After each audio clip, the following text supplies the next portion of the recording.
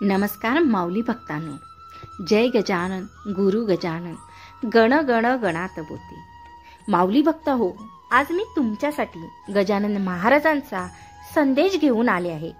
आजचा माऊलीचा संदेश सुद्धा खात्रीपूर्वक सांगते, म्हणून काळजीपूर्वक ऐका आणि शेवटपर्यंत नक्की ऐका आणि त्यास अनुक्रमण करण्याचा प्रयत्न करा. फक्त ऐकून सोडून देऊ नका, तर जीवनामध्ये उतरण्याचा प्रयत्न केला तर अशा भक्ताच्या पाठीशी माऊली कायमच असतात. हवं तर तुम्ही त्याचा अनुभव सुद्धा घेऊ शकता. असो, तुमच्या समोर माऊलींच्या 3 मूर्ती दिसत असतील. फोटो म्हणा की मूर्ती म्हणा, त्याला महत्व नाही. महत्व आहे ते गजानन महाराजांच्या अस्तित्वाला. माऊली काय हो, आपण डोळे जरी बंद केले तर आपल्या डोळ्यासमोर येतात. जणू काही आपल्याला आलिंगन देत असतात. आपलं म्हणणं ऐकत आहे असंच आपल्याला वाटत असतं. तरीही मनाला हुरहुर लागते की माऊलीने आपल्या जवळ यावे, आपल्याशी गप्पा माराव्या. आणि म्हणूनच या संदेशाच्या रूपाने माऊली तुमच्याशी गप्पा मारणार आहे. ते ऐकण्याचा पुरेपूर प्रयत्न करा. मग चला, ज्यांनी 1 नंबरची मूर्ती निवडली आहे त्या माऊली भक्ताला माऊली काय सांगतात ते ऐकूया. अशा भक्तांना सांगू इच्छित आहे, अरे बाळ, जीवनातील प्रवासामध्ये आपले बोट कोणी धरले आहे हेही महत्वाचं असतं बरं का. अरे, तो जर कृष्ण असेल तर तूही अर्जुन झाल्याशिवाय राहणार नाही. पण तू जर का शकुनीचे बोट पकडले असेल तर तुला दुर्योधन होणे हे निश्चितच आहे. म्हणून सल्ला घेताना नेहमी 4 वेळा विचार करा. विचार करणारा जमत नसेल तर तुला चांगला सल्ला देणारा नसेल तर अरे, आम्ही आहोत ना, आमच्या नामाचं चिंतन कर. अरे, जो आमचं चिंतन करतो त्याच्या चिंतेची चित्ता पेटवणं आमचं काम आहे. तू चिंता सोड आणि चांगलं काम करत राहा. म्हणून सगळ्यांच्या अपेक्षा पूर्ण करता करता तुला काय हवं आहे हे देखील तू विसरता कामा नये. हे देखील तुला ठाऊक असायला हवं नेमकं तुला काय हवं आहे. त्यामुळे दुसऱ्यांच्या अपेक्षा पूर्ण करता करता तू तुझं अस्तित्वाला तळा जाऊ देऊ नकोस. ज्यांना तू हवा आहेस ना ते तुला तुझ्या गुणदोषासोबत स्वीकारतीलच, जसं की मी तुला तुझ्या गुणदोषासह स्वीकारतो आणि तुला योग्य मार्गावर आणण्याचं कामही आम्हीच करतो. आम्ही कधीही म्हणत नाही की हे चुकीचं आहे आणि हे बरोबर आहे. पण तू जर चुकलास तर आम्ही तुला सोडणार नाही. पण जेव्हा तू चुकणार आहेस तेव्हा तुला मी तुझा कानही धरणार आहे आणि योग्य मार्गावर आणण्यासाठी प्रयत्नही करणार आहे. कारण आम्ही तुला पूर्णपणे स्वीकारलं आहे. माझ्या भक्ताच्या रूपामध्ये, माझ्या लेकराच्या रूपामध्ये. आणि म्हणून तर तू आमच्याकडे बघ, आमच्यावर विश्वास ठेव.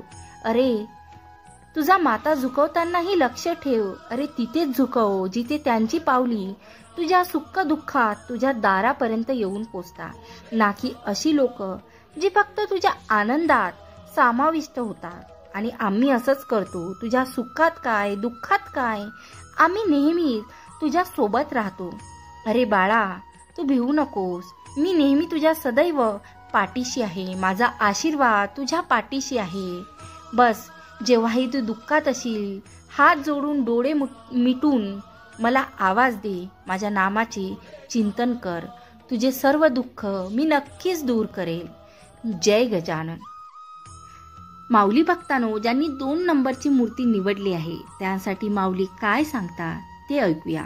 तर माऊली अशा माऊली भक्तांना सांगू इच्छितात की शांत मनाने विचार केलास तर आमचं अस्तित्व तुझ्यापर्यंत पोचणार आहे. अरे, तू जर शांत मनाने विचार केलास तर आमचं अस्तित्व तुझ्यापर्यंत पोचणारच आहे. एकांतात राहून विचार परिपक्व होता. तू साधनेमध्ये असतो तेव्हा तू खरा आनंद तू स्वतःला देत राहतो. अशातच तुझ्या आतील गुरुतत्वाकडून जो सुगंध दरवळतो त्यामध्ये आम्ही विराजमान असतो. हे तुला समजण्यासाठी साधना महत्वाची असते. मला वेळ नाही, मला सकाळची वेळ मिळतच नाही. सर्व कामे तू आम्हाला सांगतोस, पण हे कामे तू आम्हाला सांगू नकोस. आयुष्यामध्ये काहीतरी उत्तम घडायचे असेल ना, तर स्वतःचे हृदयस्थानी जे गुरुतत्व आहे त्यावर काम करावे लागते. मन आतून शुद्ध निर्मळ होण्यासाठी प्रक्रिया केव्हा सुरू होईल माहीत आहे? जेव्हा तू इतर लोकाला माफ करायला शिकशील. तुझी आहे जे दुसरे आहेत त्यांनी तुला दिलेले अयोग्य वागणूक विसरून तेव्हाच तू पुढे जायला शिकशील. प्रत्येक कटू क्षणाला तू विसरून पुढे जायला शिकशील. हीच खूण आहे तू शुद्ध होण्याची. त्यामुळे ह्या गोष्टीचे अनुकरण करायला तू शिक. आयुष्य हे दुसऱ्याला दोष देण्यासाठी नाही आहे रे. आयुष्य हे दुसऱ्याला दोष देण्यासाठी नाही आहे रे. स्वतःला सुधारणा करण्यासाठी आहे. जे झालं ते विसरून जाण्यासाठीच खरा आनंद आहे. आणि सर्वप्रथम तू तुझी विचारसरणी बदल. लोकांना माफ करायला शिक. लोकांना माफ करूनही लोक जर तुला 30-30 वागणूक देत असतील तर सरळ अशा लोकांकडे दुर्लक्ष कर. अशा लोकांच्या नांदी तू लागू नकोस आणि आमच्या सानिध्यात तू चालायला शिक. नक्कीच आम्ही तुझा हात सोडणार नाही आणि तुझ्यासाठी काय चांगलं वाईट आमच्यापेक्षा कुणालाही ठाऊक नाही. त्यामुळे रात्री झोपताना तू कोणाचा विचार तू घेऊन झोपतोस या संवेदना तुझ्या आत्म्यासाठी किती महत्वाच्या आहे. म्हणून तुझ्याकडे सकाळची सुरुवात सुद्धा प्रार्थनेने व्हायला हवी. आणि अशी व्यक्ती जी झोपतानाही आमचे नामस्मरण करते आणि उठल्यावरही आमचे नामस्मरण करते, अशा व्यक्तीच्या सानिध्यात आम्हाला राहायला आवडतं. आणि अशा भक्तांची साथ आम्ही कधीही सोडत नाही. अरे बाळा, तू चिंता करू नकोस. माझा आशीर्वाद नेहमी तुझ्या सोबत आहे. माऊली भक्तांनो, आता ज्या माऊली भक्तांनी 3 नंबरची मूर्ती निवडली आहे त्यांच्यासाठी माऊली काय सांगतात ते ऐकूया. अरे तुझं आयुष्य खूप सुंदर आहे. अरे तुझं आयुष्य खूप सुंदर आहे. पण आयुष्यात तू सतत मागे वळून पाहतो. हे तुझी खूपच चुकीची सवय आहे. सतत मागे वळून पाहताना तुझ्या डोक्यात एकच विचार, याच्यामुळे माझ्या आयुष्यात ही दुर्दैवी घटना घडली किंवा वाईट वेळ आली, हा वाईट प्रसंग आला आणि असं याने करण्यास नव्हतं होतं, त्यानं करायला नव्हतं होतं, मी असं वागायला नव्हतं होतं, माझ्याकडून ही चूक झाली. जर तरच्या गोष्टी मागे तू इतका अडकून गेला की स्वतःला दुःख तू स्वतःच देत आहे आणि तुझ्या दुःखाचं कारण तू स्वतःच ठरत आहे. हे मात्र तुझ्या लक्षातही येत नाही. आणि म्हणूनच भूतकाळ आठवून तू फक्त आणि फक्त नैराश्याचं आयुष्य जगत आहे. तुला असं वाटतं का माझ्या आयुष्यात चांगलं काहीही घडत नाही? अरे या गोष्टी घडून गेल्या, तुझा भूतकाळ बदलू शकत नाही. तो बदलण्याचा अट्टहास कशासाठी? असं झालं तसं झालं असतं, तसं झालं असतं हे विचार कशासाठी? त्याने काहीही फरक पडणार नाही, त्याने काहीही बदलणार नाही. फक्त एकच गोष्ट होणार, तुझा वेळ वाया जाणार आणि तुला प्रचंड मनस्ताप होणार आहे. त्यामुळे ह्या गोष्टी स्वीकारायला शिक, त्यातले अनुभव घेऊन पुढे जायला शिक आणि वर्तमानाचा विचार कर. वर्तमानात जगायला शिक.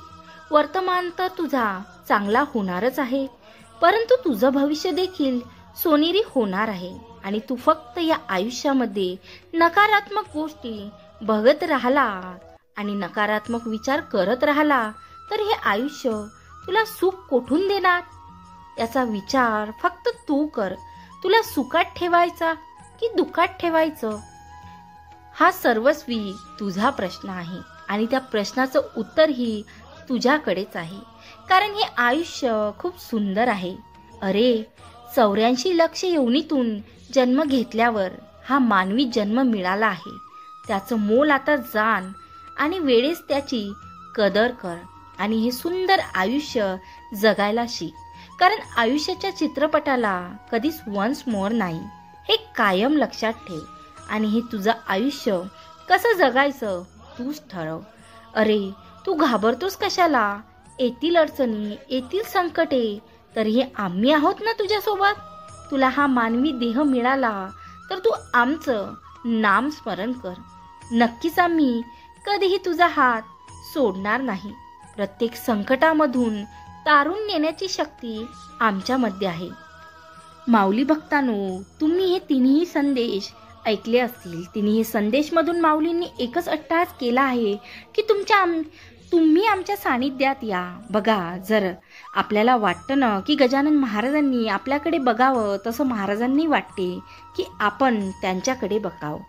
थोडा तरी वेळ त्यांच्यासाठी द्यायला हवा. आणि महाराज आपल्याकडे एवढीच अपेक्षा करतात, ते भंग व्हायला नको. कारण आपल्याला माहीत आहे अपेक्षा भंग व्हायचं दुःख काय असते. जर आपल्याकडून जर माऊली आईचा अपेक्षा भंग होत असेल तर नक्कीच त्याचं दुःख आपल्याला सुद्धा होत आहे. हे बरोबर आहे ना? तुम्हाला जर पटत असेल तर नक्की श्रीची साथ कधी सोडू नका. दिवसभराचं तुमचं जे काही रुटीन आहे त्यातून थोडा वेळ काढा आणि माऊलीसाठी बसा. महाराजांपाशी आपण खूप काही मागत असतो, पण महाराज आपल्यापाशी फक्त मागत असतात थोडा वेळ, जो त्यांच्यासाठी काढलेला असेल, ज्यावर फक्त श्रीचा अधिकार असेल. ह्या वेळेचं पुण्य असतं ते माऊली आपल्याला देतच असतं. आणि माऊली भक्तांनो, तुम्हाला आजचा माऊलीचा संदेश कसा वाटला नक्की टाईप करा. आणि हो, जय गजानन सुद्धा टाईप करा. गण गण गणात बोते.